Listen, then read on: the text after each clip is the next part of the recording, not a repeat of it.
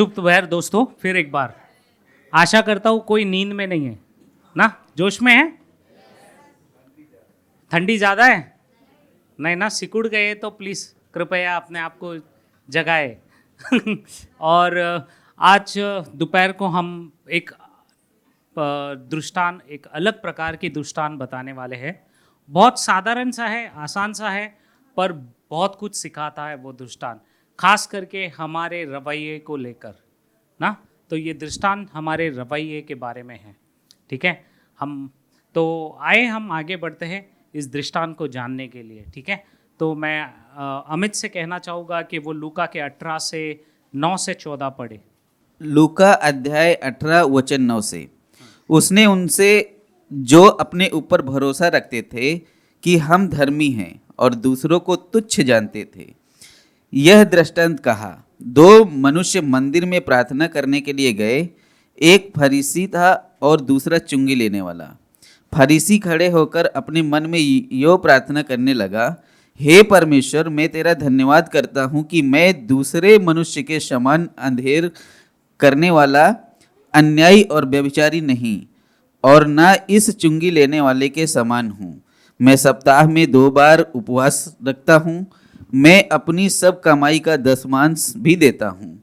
परंतु चुंगी लेने वाले ने दूर खड़े होकर स्वर्ग की ओर आंखें उठाना भी न चाहा, वरन अपनी छाती पीट पीट कर कहा, हे परमेश्वर, मुझ पापी पर दया कर। मैं तुमसे कहता हूँ कि वह दूसरा नहीं, परंतु यही मनुष्य धर्मी ठहराया जाकर अपने घर गया। क्योंकि जो कोई अपने आप को बड़ा बनाएगा वह छोटा किया जाएगा, और जो अपने आप को छोटा बनाएगा वह बड़ा किया जाएगा। आमीन। तो हम देखते हैं कि ये जो दृष्टान है बड़ा आसान और सरल है। एक व्यक्ति जो अपने आप को कह रहा है कि मैं अंधकार में नहीं हूँ और मैं ऐसी बातें नहीं करता अंधकार वाली, ना मैं किसी के साथ अन्याय करता हूँ, ना मैं किस टैक्स कलेक्टर जैसे ये चुंगी लेने वाले हैं वैसे तो नहीं हूँ। वह अपने आप को किसी और से तुलना कर रहा है, ठीक है। और उसकी प्रार्थना सच में जब मैं ये पढ़ता हूँ कि कोई इस तरह से भी प्रार्थना करता है तो बहुत अटपटा लगा मुझे। इट्स अ हॉरेबल, बहुत ही वाहियात ना, डरावना, भयानक, बहुत ही भयानक ये प्रार्थना है, ठीक है। और इसके पीछे उसका हृदय को देखना बहुत ज़रूरी है कि इस तरह से वाहियात या डरावना प्रार्थना किस प्रकार से ये व्यक्ति ने की, और क्या उसको ऐसा सूझा कि ये बंदे ने ऐसा प्रार्थना की, ठीक है। ये था फरीसी। और फरीसियों लोग आज भी अगर आप देखोगे तो उनके लंबे लंबे बाल होते हैं, लंबी दाढ़ी होती है, एक हैट होगा उनके ऊपर ना, एक टोपी, एक बड़ा सा, और खुद को ऐसे बना के रखते हैं कि खुद की धार्मिकता उसके सिवाय कुछ नहीं ना। ये उनका रवैया है खुद को लेकर, ठीक है। तो ये इस प्रकार का व्यक्ति है, ठीक है। और ये फरीसी जो है, ये फरीसी लोग जो रहते हैं, ये खुद को बहुत ही धार्मिक सोचते हैं। क्यों? क्योंकि फरीसियों का मतलब ही वही होता है, अलग किए हुए लोग। उसका मतलब क्या है? अलग किए हुए लोग, उनका मतलब ही वही है। और इसलिए वो बहुत ही खुद को, स्वयं को धार्मिक समझते थे, खुद की धार्मिकता, और उसी में जीते थे। और यही चीज़ों को लेकर उन्होंने कई चीज़ों को अंधे बन गए, कई चीज़ें समझ नहीं पाए, परमेश्वर के अनुग्रह को नहीं समझ पाए, परमेश्वर के कृपा को नहीं समझ पाए, और वहाँ पर वे अंधे हो गए। और आज भी हम देख रहे हैं कि जब यीशु ये दृष्टांत बांट रहा है, तो ये कब आया ये दृष्टांत तब आया, उसके पहले एक कहानी थी एक महिला की, जो विधवा महिला, ठीक है, लगातार अपने न्याय के लिए जाती गई न्यायाधीश के पास।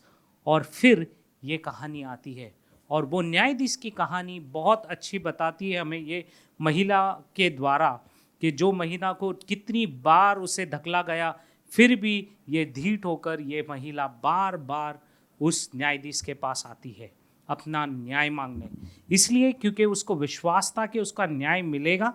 और ये हमें सिखाता है कि हमें लगातार प्रार्थना करना है उस जीवित परमेश्वर में, ठीक है।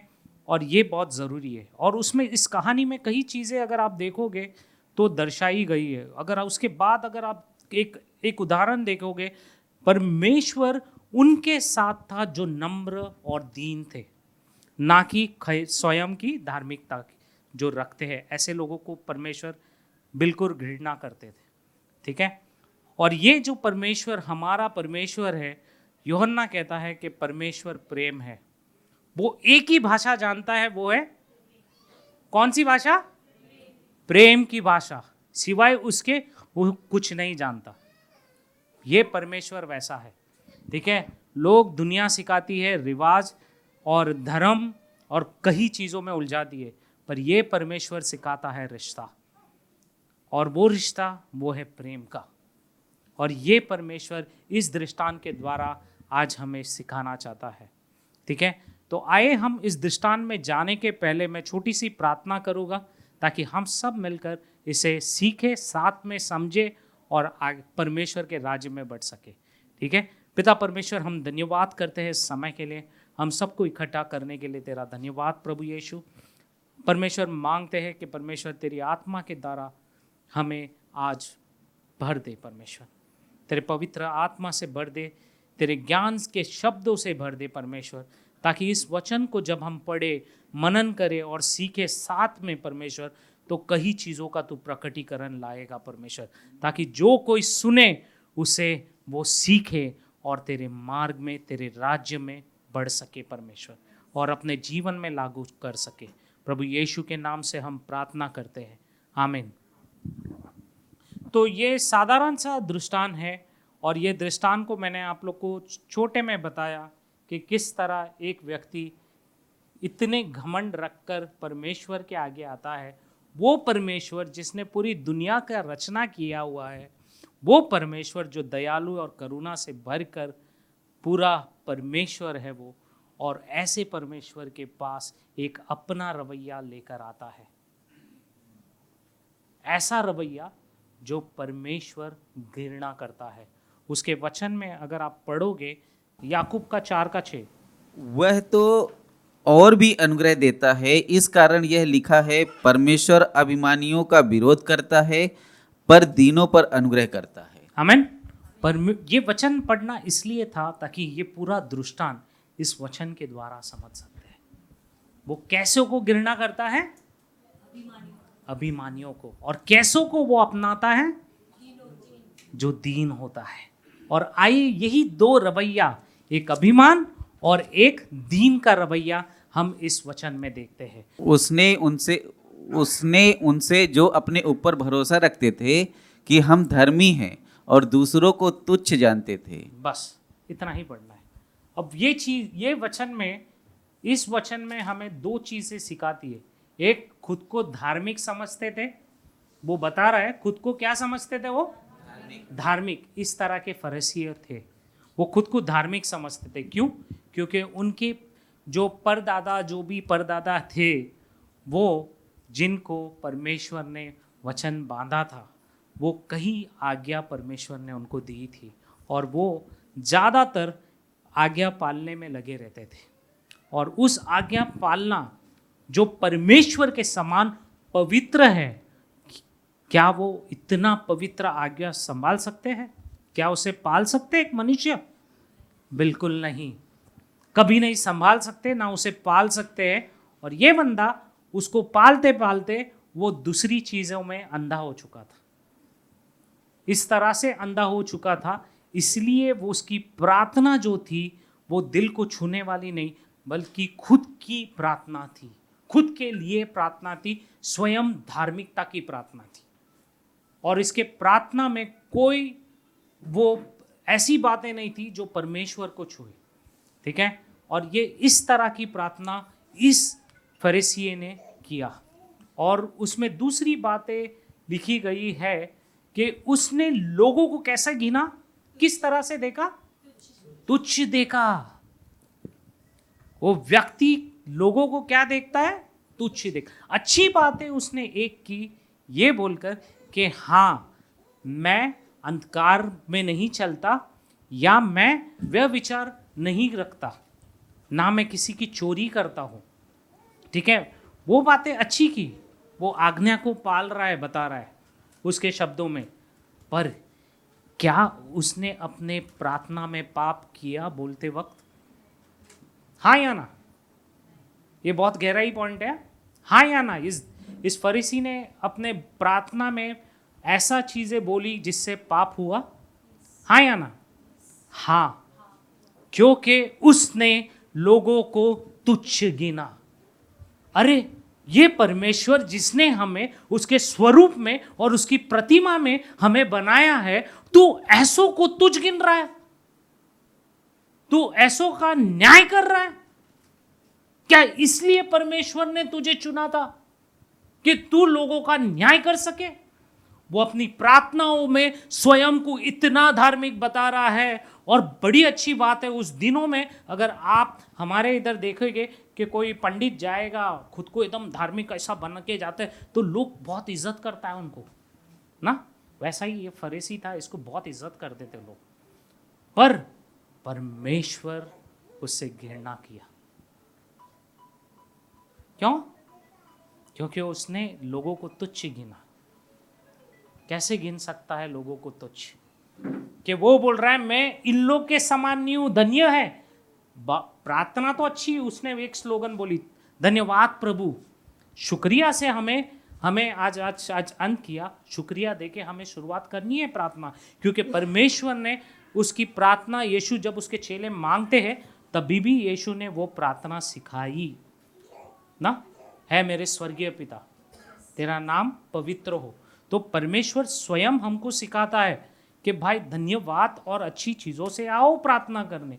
ये बंदे ने तो अच्छी की, फरीसी ने प्रार्थना, पर उसकी प्रार्थना में स्वयं की धार्मिकता दिख रही है, झलक रही है, और लोगों को वो परख रहा है। उसके स्वयं के पाप को वो नहीं देख सका और लोगों का पाप देखने चला ना। जब पाप क्या है, सिंपल सा है, जो चीज करना है वो हम नहीं करते और जो नहीं करना होता है वो पहले करते, ये पाप है।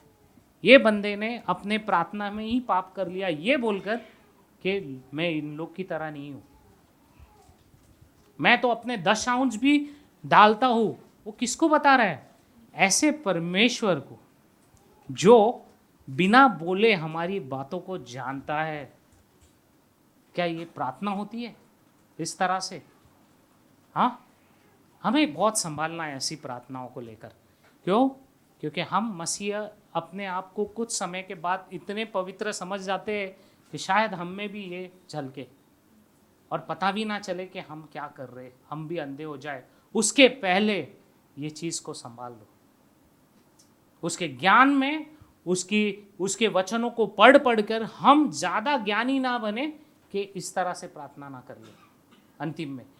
तो ये है रवैया, और ये मेरी एक छोटी सी शुरुआत है, क्या बोलते हैं, परिचय रवैया आज का प्रचार का। किस तरह का प्रचार रवैया है?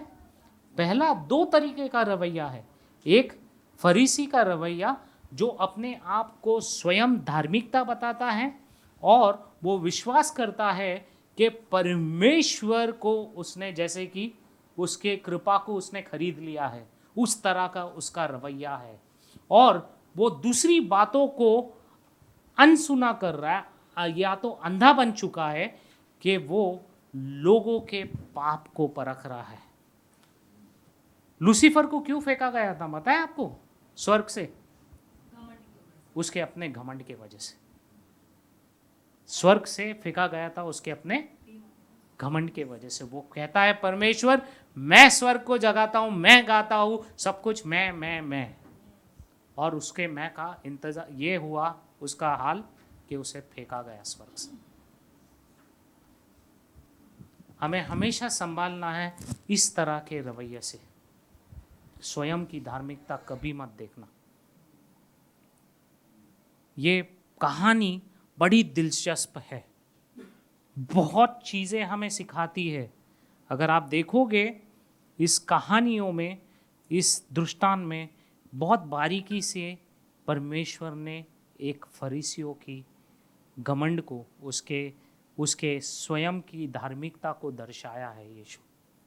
और वो ऐसे लोगों को बता रहा है, मंदिर में दो आए हैं। कौन आया है प्रार्थना करने? वचन कहता है कौन आए दो? फरीसी और एक चुंगी लेने वाला। यानी दोनों यहूदी है, हाँ या ना? क्योंकि प्रार्थना में वो मंदिर में आ रहे है दोनों यहूदी, पर एक है गुरु। कौन है वो? गुरु, फरीसी। ठीक है, वो ज्ञान बांटता है दुनिया को, पर खुद अंधा हो चुका है ज्ञान से। किस तरह की ज्ञान भाई? किस तरह की ज्ञान? यीशु ये बता रहा है और ये दर्शा रहा है कि ये बंदा अपने खुद की स्वयं की धार्मिकता में जी रहा है और उस तरह से प्रार्थना कर रहा है, और दूसरी बातों में अंधा हो चुका है। वो लोगों को तुच्छ गिन रहा है। दूसरी रवैया उसकी क्या? लोगों को तुच्छ में गिन रहा है और लोगों के पाप के बारे में बता रहा है, और खुद के पाप के बारे में तो भूल गया ना। क्या हम पवित्र हैं? अगर हम बोलेंगे हम झूठ नहीं बोलते, हम सबसे बड़े झूठे मसीह लोग। मैं सच्ची बोल रहा हूँ, बिंदास बोल रहा हूँ। जो मसीह बोलता है ना मैं झूठ नहीं बोलता, सबसे बड़ा झूठा है यार। हर मसीह में रह के भी हम झूठ बोलते। क्यों मालूम? क्योंकि हम कमज़ोर हैं, हम शरीर में हैं। जब तक हम शरीर में रहेंगे हम कमज़ोर हैं, हम पाप करेंगे। क्यों? क्योंकि हमारा बीज क्या है? पाप का। हम पाप में पैदा हुए हैं, ये हमें जानना है, और हमें किसी की ज़रूरत है ताकि हमारी कमियां वो पूरी कर सके, वो हमें हमारे कमियां से बाहर निकाल सके। ना कि ऐसी प्रार्थना जो स्वयं और खुद की प्रशंसा की, बड़ाई की प्रार्थना। वो चाहता है कि हम उसके आगे दीन होकर जाए। जो परमेश्वर स्वर्ग, पृथ्वी, चांद, तारे, पूरी जहान उसने बना लिया, और ऐसे के सामने ये फरीसी आके बोल रहा है, सर को, आँख को स्वर्ग की ओर उठा के बोल रहा है और प्रार्थना कर रहा है इस तरह से कि वाह, धन्य है प्रभु कि मैं उसकी तरह नहीं हूं जो अंधकार में बरसा हुआ है, अंधकार की बातें करता है, जो चुंगी लेता है, जो चोरी करता है, जो व्यभिचार करता है। मैं ऐसा नहीं हूं भाई। वो बोल रहा है अच्छी बात है, तू ऐसा नहीं है, पर तू किसी को, अपने आप को, सामने वाले को नीचे गिरा रहा है। ये भूल गया कि परमेश्वर ने उसको भी उसकी प्रतिमा में और अपने स्वरूप में बनाया है, और उसे क्या करने लगा? परखने लगा। ये है फरीसियों की प्रार्थना और ये है उसका रवैया। आइए हम दूसरी फरीसियों को हम और भी गहराई से ये देखते हैं। हम देखेंगे कि वचन क्या कहता है, क्योंकि वचन का होना बहुत ज़रूरी है हर चीज़ों में ना। तो यूहन्ना का 12 और 48 वर्ष।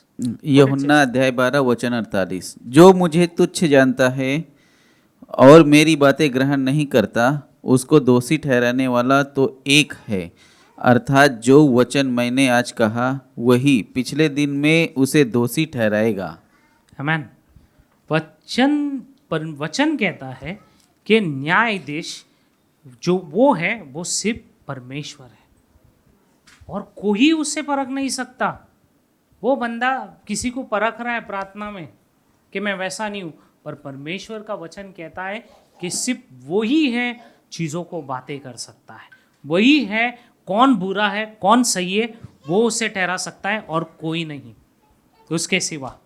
फिर आगे देखो याकूब, जेम्स का 4:12 क्या कहता है?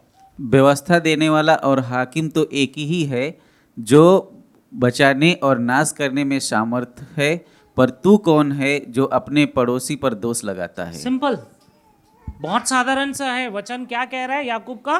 तू कौन है कि अपने पड़ोसियों पे दोष लगा रहा है? यही सबसे बड़ा पाप वो अपने प्रार्थना में ही कर रहा है फरीसी। वचन खुद कह रहा है, हम नहीं कह रहे। वचन कह रहा है कि तू कौन है जो अपने पड़ोसियों पे दोष लगा रहा है। अगर वो दोष लगा रहा है मतलब उसका चरित्र किस प्रकार का है? लूसीफर की तरह, कि मैं हूं जिसने स्वर्ग को उठा चुका हूं, मैं हूं यहां पर आराधना और स्वर्ग को जगाता हूं। ये उस तरह है। ये फरीसी भूल गया अंधा हो चुका कि उसने क्या बोल रहा है उसकी प्रार्थना में, वो लोगों का परख रहा है उसकी प्रार्थना में, वो बोल रहा है मैं उसकी तरह नहीं हूं। और वचन कहता है कि अगर तू तेरे पड़ोसियों को परखेगा तो न्याय देने वाला है, कोई है, वो है केवल एक परमेश्वर जो तुम्हारा न्याय करेगा। संभाल के बोलो जब आप किसी के बारे में बोल रहे हो, ये वचन कहता है। ये बहुत ज़रूरी है क्योंकि परमेश्वर दयालु है, सब है, पर परमेश्वर कहता है जैसे तू अपने को स्वयं को प्रेम करता है ऐसे अपने पड़ोसियों को प्रेम कर। ये उसकी आज्ञा, ना कि उनको परख। हम कौन होते हैं परखने वाले? जब हम किसी को परखते हैं ना तो हम कहते हैं कि परमेश्वर तू उस राज्य पर बैठने का, उस गद्दी पर तू बैठने के लायक नहीं है, मैं हूं।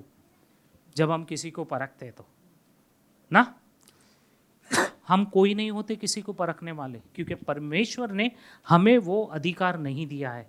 सिर्फ वो अधिकार परमेश्वर के पास है, इसलिए वो ही न्याय करेगा कौन अच्छा है और कौन बुरा है।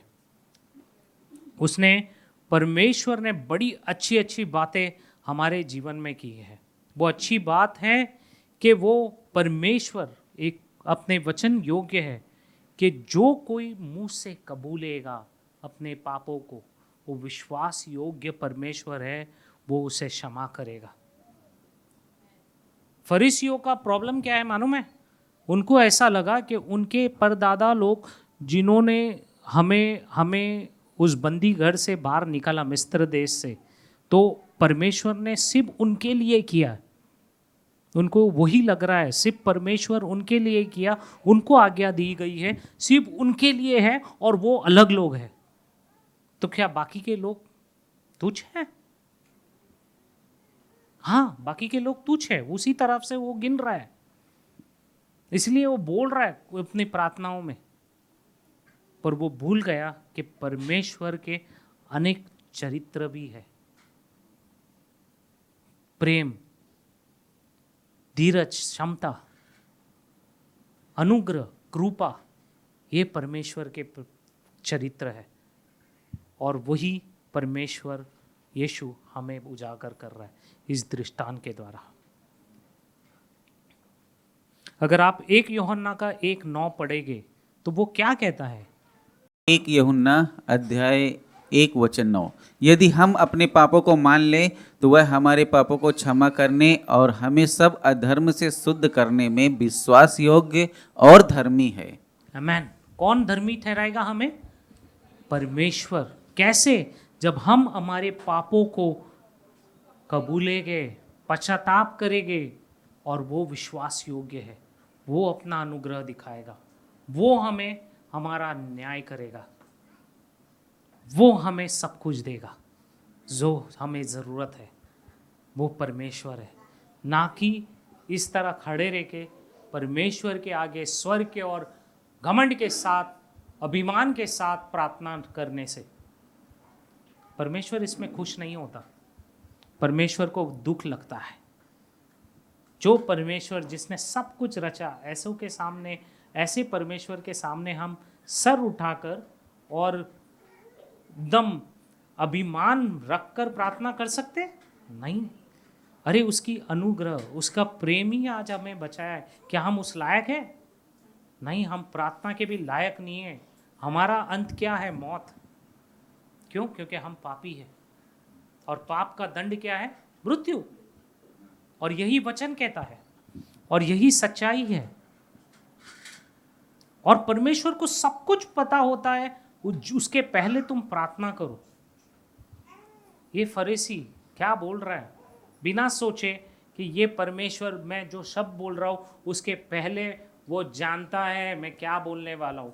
वो जानता है कि वो न्यायाधीश है, वो मेरी न्याय कर सकता है। उसने बिना समझे उसने प्रार्थना की, और उसने ये भी नहीं समझा कि उसके शब्द बोलने में उसने पाप कर दिया, और खुद को धार्मिकता बताता है। अरे कैसे तुम धार्मिक हो गए यार? खुद को वो धार्मिकता बताता है और उतने अभिमान के साथ प्रार्थना करता है। वाह, क्या बात है! आए हम पढ़ते हैं हिब्रू के 4:13, क्या कहता है वचन? सृष्टि की कोई वस्तु उससे छिपी नहीं, वरन जिसमें हमें काम है उसकी आंखों के सामने सब वस्तुएं खुली और प्रकट है। सब कुछ खुली और प्रकट है, वचन कहता है। सब कुछ उसके लिए खुला है और प्रकट किया हुआ है। सब कुछ वो जानता है परमेश्वर, यह वचन कहता है। आए अब हम दूसरे रवैये के बारे में देखें। ये हमने देखा एक ऐसा रवैया जो लोगों को तुच्छ गिनता है और अभिमान से भरा हुआ है, ये इस तरह का रवैया है। और दूसरा रवैया कौन सा है? आए हम पढ़ते हैं उसके बारे में। परंतु चुंगी लेने वालों ने दूर खड़े होकर स्वर्ग की ओर आंखें उठाना भी ना चाहा, वरन अपनी छाती पीट पीट कर कहा, हे परमेश्वर, मुझ पापी पर दया कर।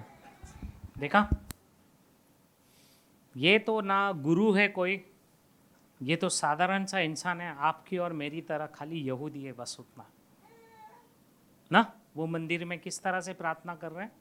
वो चुंगी लेने वाला प्रार्थना है। वो बड़े दीन के साथ, वचन हमें बताता है कि बड़े दीन के साथ वो हमसे प्रार्थना करता है।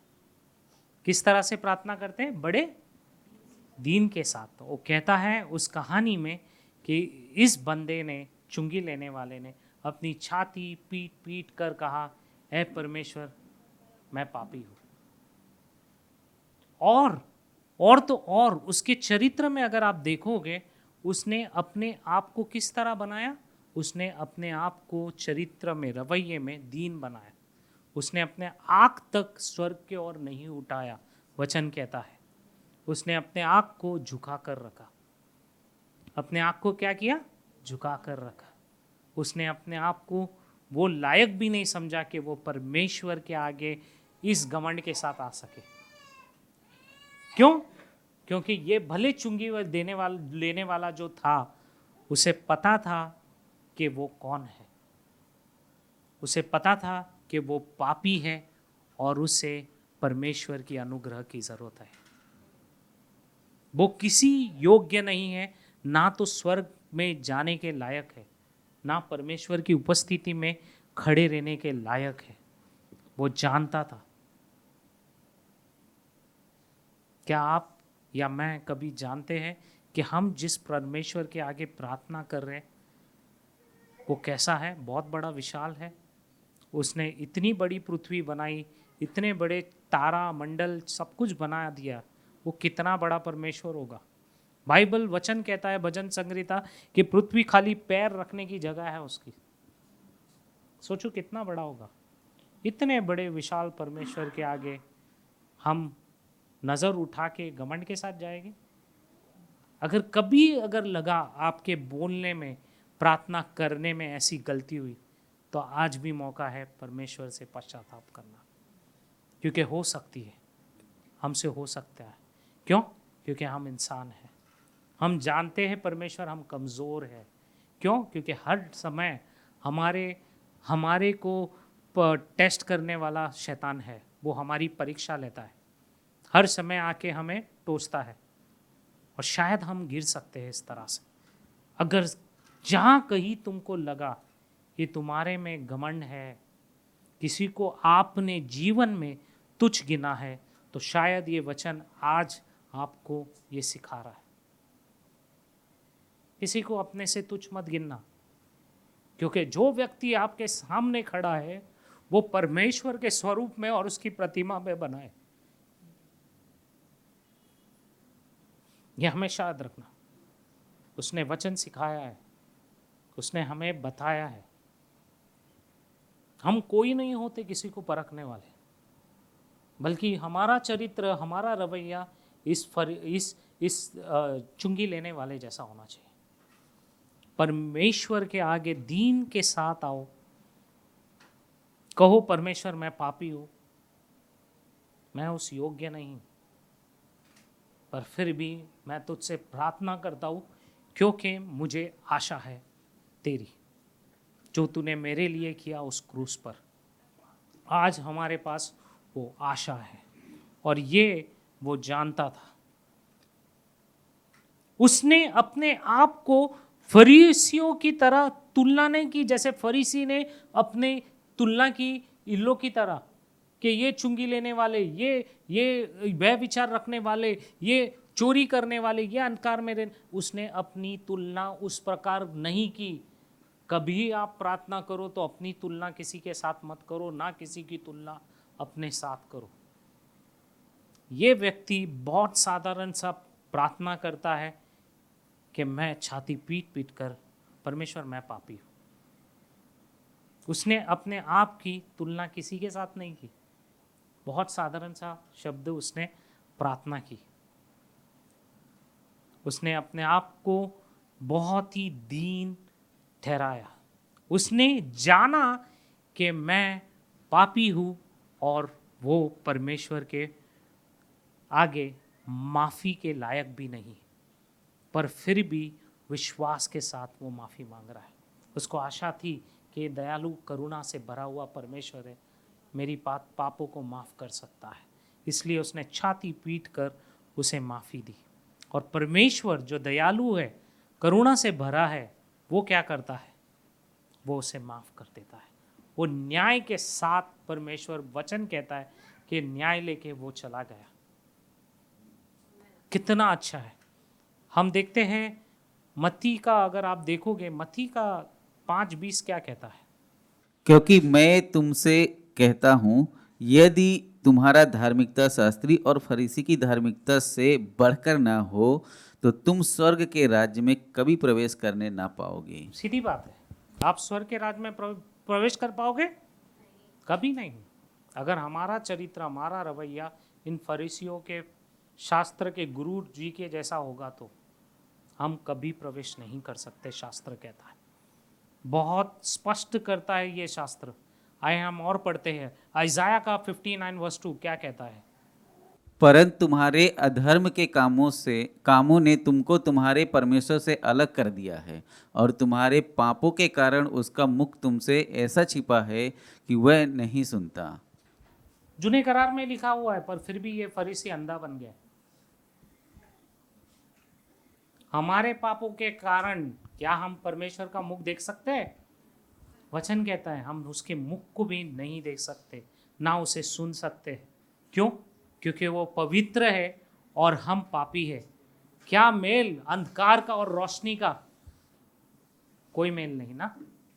वो पवित्र और हम पापी, हमारा क्या मेल उसके साथ? जानो अपने पाप को और पश्चाताप करो, और परमेश्वर विश्वास योग्य है, वो तुम्हारे पापों को माफी करेगा। ये जानो कि तुम एक असहायक हो, आपको कोई सहायता नहीं है। आप जान लो कि आप असहायक हो। रोमन्स 5:6 क्या कहता है? क्योंकि जब हम निर्बल ही थे तो मसीह ठीक समय पर भक्तिहीनों के लिए मरा।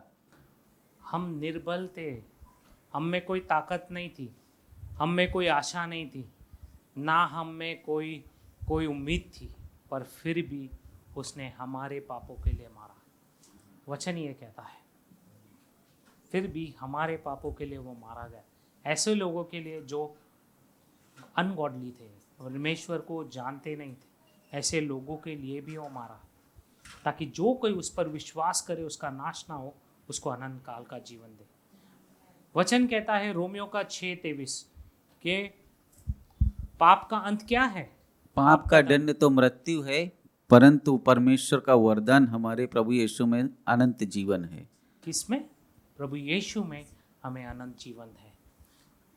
प्रभु यीशु ने उस चुंगी वाले को तो न्याय दे दिया, उसने समझ गया, ये कहानी बताकर लोगों को वहां पर सिखा दिया कि ये है बंदा जिसे न्याय मिलेगा। क्यों? क्योंकि वो नम्र हुआ। वचन कहता है जो कोई नम्र होगा उसे उठाया जाएगा, और जो कोई अभिमानी रखेगा उसे क्या किया जाएगा?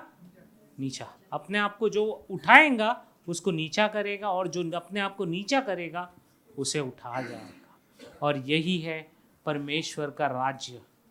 1 पत्रस 5:6 क्या कहता है? इसीलिए परमेश्वर के बलवंत हाथ के नीचे दीनता से रहो, जिसे वह तुम्हारी उचित समय पर बढ़ाए। आमीन। किस तरह से रहना है? दीनता से। परमेश्वर को प्रसन्न करना है तो दीनता रखो। आप जरूर परमेश्वर को प्रसन्न कर सकते हो। अपने दीनता से। 2 कुरिन्थियंस का 13:5 क्या कहता है? 13 और 5। ऐसे मनुष्य पर तो मैं घमंड करूं, परंतु अपने पर अपनी निर्बलताओं को छोड़ अपने विषय में घमंड ना करूं। सिंपल, बहुत साधारण सा है। परमेश्वर हमें वचन से सिखाता है, अपनी बारे में मत सोचो, अपनी घमंड को देखो, तुम क्या कर रहे हो, खुद को जानो, जांचो, दूसरों को मत। ठीक है? और यही सच्चाई है। क्या हमारा सही काम हमें बचा सकता है? अच्छे काम बचा सकता है? ये फरीसी अच्छे कामों को गिना रहा है, क्या वो परमेश्वर ने उसको बचाया? क्या वो परमेश्वर के करुणा में आया, उसके अनुग्रह में? नहीं। वरना हमारा काम हमें नहीं बचाता, प्रभु का अनुग्रह जो है वो हमें बचाता है। हमारा काम नहीं बचाता हमें। और इसलिए हमारे अच्छे कामों में ध्यान मत दो, बल्कि परमेश्वर को ध्यान दो और कहो, परमेश्वर मैं पापी हूँ, मैं इस योग्य नहीं। दीनता के सामने उसके साथ जाओ, ताकि वो तुम्हें सही रास्ता बता सके। क्योंकि हमें ज़रूरत है परमेश्वर की, क्योंकि हम पापी है, पाप में पैदा हुए और हम पाप कर सकते हैं। हमेशा याद रखो, ज़रूरी है अपनी हिसाब किताब परमेश्वर के आगे रखना, हमेशा। क्योंकि लोग नहीं जानते, पर आप स्वयं जानते हो कि आपका चरित्र कैसा, आपका रवैया कैसा है, और वो परमेश्वर सिर्फ जानता है। तो आपका लेखा जोखा हमेशा पूरी तरह से परमेश्वर के आगे रखो, तब आप सच्चे मसीहा कहलाए जाओगे। 2 पतरस 3:11 कहता है, जबकि वे सब वस्तुएं इस रीत से पिछलने वाली है, जो तुम्हें पवित्र चाल चलन और भक्ति में कैसे मनुष्य होना चाहिए। भक्ति में कैसे मनुष्य होना चाहिए, ये वचन हमें सिखाता है। हमेशा अपने पापों को जानो, परमेश्वर के आगे जाओ और उससे क्षमा मांगो, और सही रीत से जियो, और उसके सुसमाचार को अपनाओ, और उसके सुसमाचार को लोगों के पास, उसके प्रेम संदेश को लेके जाओ।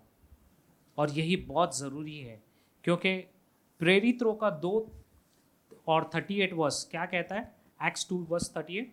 पतरस ने उनसे कहा, मन फिराओ और तुम में हर एक अपने अपने पापों की क्षमा के लिए यीशु मसीह के नाम से बपतिस्मा ले, और तुम पवित्र आत्मा का दान पाओगे। आमीन। वो हमें मदद कर रहा है, वो कह रहा है पवित्र आत्मा का दान पाओगे, क्योंकि जब हम गलत भी कर रहे हैं तो ये पवित्र आत्मा हमारा साथ देगा, हमारे कानों में फुसफुसाएगा और कहेगा ये गलत है। वो मदद करेगा हमें। हम इनकी तरह धार्मिक हो जाएंगे और कहीं पाप कर देंगे और भूल जाएंगे कि हमने क्या किया, पर परमेश्वर कहता है पश्चाताप करो और पवित्र आत्मा को अपनाओ, वो मदद करेगा आपकी। इसीलिए यीशु ने कहा मुझे जाने दो, उसके चेलों को कहा मुझे जाने दो, क्योंकि वो लोग जाने नहीं दे रहे थे। मुझे जाने दो ताकि मैं जाऊं और मेरे पिता से कहूं कि तुम्हारा सहायक भेजो, और वो सहायक तुम्हारी मदद करेगा और अगुवाई करेगा, वो है पवित्र आत्मा। और ये बहुत ज़रूरी है हमें सीखना। और अंतिम में यूहन्ना का 1:9 क्या कहता है? सच्ची ज्योति हर एक मनुष्य को प्रकाशित करती है, जगत में आने वाली थी। आमीन। वही जगत की ज्योति थी, वही आने वाला था, और वही सच्चाई थी। आज हम उस ज्योति के बिना कुछ नहीं कर सकते। हमारे अंधकार को अगर रोशनी में बदलेगा तो वो है प्रभु यीशु। अगर आपको लगता है ऐसी कई बातें अगर आपने की है, तो पश्चाताप करो। शायद किसी को नहीं पता होगा, पर परमेश्वर को पता है। वो चाहता है, वो ज़रूरी है, जो सही बात है उससे सही बात को करो। नहीं, ऐसी बात नहीं है, सही चीज़ें करो, पर उस सही चीज़ें में करते करते आप घमंडी ना बन जाओ, अभिमानी ना बन जाओ। ये वचन हमें सिखाता है। हमें बहुत ज़रूरत है उसके पापों की, हमारे स्वयं के पापों की पश्चाताप करना। अगर हम नहीं करते तो हम इस फरीसी की तरह अंधे हो सकते हैं और पाप भी करें और हमें पता ना चले। इसीलिए इस चुंगी लेने वाले की तरह आओ, पहले नम्र हो और विश्वास के साथ प्रभु के सामने आओ, और जानो कि तुम पापी हो और तुम उसके माफ़ी, उसके दया के भी योग्य नहीं है। पर फिर भी उसने आपको दया दिखाई। और इसका सच्चा उदाहरण एक ही व्यक्ति था, वो था दाऊद। दाऊद राजा होकर भी उसने अपनी पापों को छुपाया, वह विचार किया, और उसने उसके पति को भी मार डाला, इतना बुरा पाप कर दिया। पर फिर भी वो जानता था कि परमेश्वर अनुग्रही है और वो मुझे अपनी कृपा दिखाएगा और बचाएगा। उसके लिए ये अंतिम में अंत करता हूँ वचन, भजन संहिता से 32 वर्स 1 to 5 पढ़ सकते हो आप, कि किस तरह दाऊद अपनी प्रार्थना करता है। राजा होकर भी वो किस तरह अपने आप को दीन बनाता है। पढ़ो भजन संहिता 32 1 से 5। भजन 32। क्या ही धन्य है वह जिसका अपराध क्षमा किया गया और जिसका पाप ढांपा गया हो। क्या ही धन्य है वह मनुष्य जिसके अधर्म का यहोवा लेखा न ले और उसकी आत्मा में कपट ना हो। जब मैं चुप रहा तब दिन भर कराहते कराहते मेरी हड्डियां पिघल गई, क्योंकि रात दिन मैं तेरे हाथ के नीचे दबा रहा और मेरी तरावट धूप काल की सी झुर्राहट बनती गई। जब मैंने अपना पाप तुझ पर प्रकट किया जब मैंने अपना पाप मुझ पर प्रकट किया और अपना अधर्म न छिपाया और कहा मैं यहोवा के सामने अपने अपराधों को मान लूंगा, तब तूने मेरे अधर्म और पाप को क्षमा कर दिया। आमीन। आमीन। और ये वचन है, ये सच्चाई है कि राजा होकर भी दाऊद ने अपने पाप को छुपाया नहीं, बल्कि परमेश्वर के आगे लाया और उसे प्रकट किया। और वचन के जैसा परमेश्वर ने कहा है, मुंह से कबूल, वो उसने कबूला और पश्चाताप किया अपने पापों को, और इसलिए परमेश्वर ने उसे क्षमा दी। और वो बाकी की इतिहास है कि हमने देखा कि दाऊद राजा ने किस तरह से बड़े बड़े कार्य किए। और यही सच्चाई आप और मैं अगर यीशु मसीह को अपनाते हैं और उसके पश्चाताप करते हैं हमारे पापों को, वो विश्वास योग्य है अनंत काल का जीवन देने के लिए, सदा के लिए। क्यों? क्योंकि वो एक ही भाषा समझता है, वो है प्रेम की, और हम है वो उसके प्रेम, सच्चे प्रेम। आमीन। Thank you.